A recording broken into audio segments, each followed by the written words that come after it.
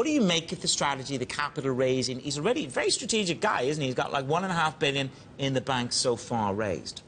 Well, yes, that's what struck me. It was like a déjà vu of UBS all over again. I think the problem Credit Suisse have got, and Deutsche Bank too, is they've delayed doing the inevitable. You know, this restructuring is a long time in coming. So by waiting 3-4 years, they've allowed the competition to get ahead of them. So you look at UBS. They've done exactly the same thing. They have reduced their investment banking. They've concentrated on private wealth and asset management and done very well in there. Their return on equity is much higher. Their growth is much higher. So if you're going to do this strategy and doing it late, well, fine, it's very sensible, but it's actually it's much harder to actually achieve the same outcome. So, you know, I just feel the market's reaction is, yes, we like what you're doing, but show us the money. They'll have to deliver on that. There's a definite J-curve effect in this. What did you make of the IPO? I mean, that was sort of one from the left field, which is he's saying he's going to take the Swiss business, he's going to release value for shareholders, and that's what Ferrari are doing. Anna and I were just chatting before I came up onto the set. This is what Ferrari are doing, or Fiat are doing. They're taking a piece of their business, they're extracting value via an IPO. That was sort of a little bit... We didn't quite think that was coming, did we? Is that a good move, more consolidation perhaps within Switzerland?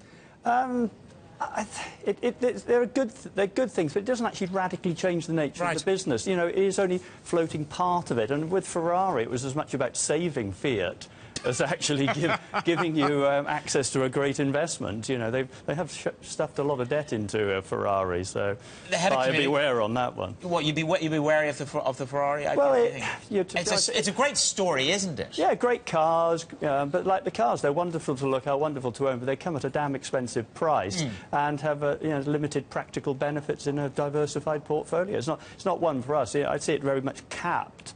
You know, I think one of your earlier commentators talked about 7,000 cars, but actually they can't sell more than 10,000 before they get into the emission controls, you know, the fuel efficiency. So how leverageable is that brand, I think, is the key message. And you're paying up a lot for a very racy ticker. Oh, I like it. We've been coming up with all the puns, the puns of the day. Oh, listen, I've gone off-piste. I wanted to come back. Do you own Credit Suisse or do you own UBS? Where do I look in Europe? Because the comment that Fran was actually making was, of course, in reference to the Barclays chairman, who's talking about, you know, we need a triumphalist bank in Europe to challenge the US investment banks.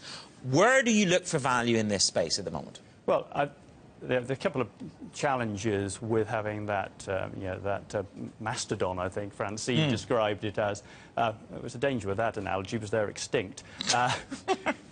But the big challenge the Europeans have over the US is, one, balance sheet strength. You know, the leverage ratio at Credit Suisse, 3.5%. You look at Goldman Sachs, it's 5.6%. You know, in this industry, you have to go early and go hard. You have to get your costs down and also then have the benefit of a more supportive regulatory regime. And I think that's been the challenge in Europe, is that a lot of the banks have been historically complacent in the need to change and haven't grasped the nettle early enough. We've liked UBS, we've been invested in it for 4 years because they've had a clear policy. And the banks that we've always liked have been the ones that have grasped that nettle and actually restructured ING, Swedbank many, many years ago.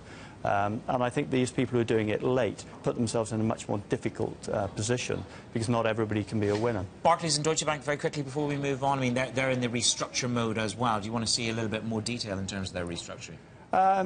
Yes, and Deutsche Bank, I think, have got a lot to do. I think they had a balance sheet that was creaking at the seams. You know, they have a very deep cultural issue probably to address. Barclays, we've got a new chief executive coming in, so let's see what his strategy is. So there's a lot of people with new strategies and a lot of hope for the future, but it's about delivery and executing. We've had quite a lot of false dawns in this sector before, and with those capital ratios not as strong as they could be, they still have quite a few headwinds against